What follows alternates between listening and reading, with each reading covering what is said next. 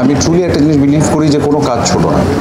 আমাদের বাংলাদেশে বেকারত্বের সংখ্যা অনেক বেশি। এই যে স্কিল ডেভেলপমেন্ট ট্রেনিং যে প্রোগ্রামটার মধ্যে দিয়ে সবাই গেছেন এখানে যারা যারা আছেন, এবং ডেফিনেটলি আপনারা সাকসেসফুলি ট্রেনিংটি শেষ করেছেন বলেই আজকে আসলে সার্টিফিকেট প্রদান করা হচ্ছে, এবং আপনাদের মাঝে সার্টিফিকেট বিতরণ করতে আসার সুযোগ পাওয়াটাও আমার কাছে আসলে অনেক বড় বিষয়।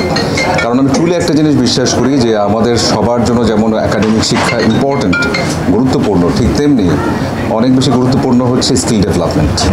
এবং স্কিল ডেভেলপমেন্টের জন্য যদি বিভিন্ন রকমের ইনস্টিটিউশনস তৈরি হয় যেখান থেকে আসলে আমরা আমাদের স্কিলকে ডেভেলপ করতে পারি যে কোনো বিষয়ে, মানে আমি ট্রুলি একটা জিনিস বিলিভ করি যে কোনো কাজ ছোট না। কে কোন কাজটা কতটা দক্ষতার সাথে আমরা করতে পারছি, দ্যাটস ভেরি ইম্পর্ট্যান্ট। এবং সেই দক্ষতা অর্জন করতে হয়, দক্ষতা এমনি থেকে তৈরি হয়। তো সেই দক্ষ মানুষগুলো যখন কাজে আসবে, ওয়ার্ক ফিল্ডে নামবে, তখন কিন্তু সেই ওয়ার্ক ফিল্ডটা সমৃদ্ধ হবে। তাই প্রথমে আপনারা যারা এখানে আছেন, যারা আজকে সার্টিফিকেট পাচ্ছেন, তাদের জন্য আমি সজল এবং আমাদের এখানে সবার পক্ষ থেকে একটা জোরে তালি দিতে চাই। এবং আপনাদের সকলকে অভিনন্দন, শুভেচ্ছা আমার পক্ষ থেকে। একটু তারার ভিতর আছি, যে কারণে আসলে আমরা এই সার্টিফিকেশন প্রোগ্রামটা আগেই শুরু করে ফেলতে চাই, দেরি না করে। আমাদের বাংলাদেশে বেকারত্বের সংখ্যা অনেক বেশি, এবং ডে বাই ডে এটা কিন্তু অনেক বেশি বাড়ছে। আমাদের এই বেকারত্বটা দূর করতে হলে আমাদের সর্বপ্রথমে দরকার আত্মকর্মসংস্থান।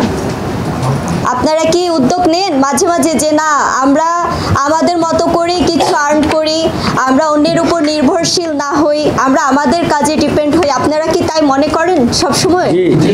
যার কারণেই আজকে মনে হয় আপনারা এখানে আসছেন, রাইট? তো আত্মকর্মসংস্থানের ক্ষেত্রে আপনাদের যে অনেক কিছু ইনভেস্ট করতে হয় এমনটা নয়। আপনাদের অল্প কিছু হাতের কাজ, তারপর অল্প কিছু পুঁজি, তারপর জ্ঞান, মেধা, এগুলোর মাধ্যমে কিন্তু আপনারা নিজেরা আত্মকর্মসংস্থান গড়ে তুলতে পারেন, এবং আপনারাও নিজেরা আর্থিকভাবে স্বাবলম্বী হতে পারেন। এবং আশেপাশে যারা দরিদ্র মানুষ আছে, বেকার মানুষ আছে, তাদেরকেও কাজের সুযোগ দিয়ে আমাদের বাংলাদেশের বেকারত্বটা দূর করতে পারেন, তাই না? তো বাংলাদেশে আমরা যে হাতের কাজগুলো শিখি, অনেক কাজ আছে হাতে কাজ করার মতো। কৃষি কর্মকাণ্ডের সাথে জড়িত থাকতে পারি আমরা, এবং এই যে মোবাইল সার্ভিসিংয়ের যে ব্যাপারটা, আমাদের বাংলাদেশে এখন প্রচুর প্রচুর পরিমাণে মোবাইল ইউজার আছে। আপনারা তো এটা বিলিভ করেন, রাইট? হ্যাঁ, 13,83,00,000 মানুষ বাংলাদেশে ফোন ইউজ করে।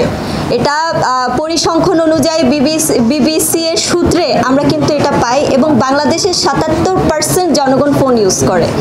তো এই ফোন ইউজ করার কারণে মোবাইল যে সার্ভিসিংয়ের যে ব্যাপারটা বা ফোন রিপেয়ার যে ব্যাপারটা, এটা আসলে আমাদের বাংলাদেশে প্রচুর পরিমাণে এই কাজের সাথে সংযুক্ত রয়েছে অনেক মানুষ।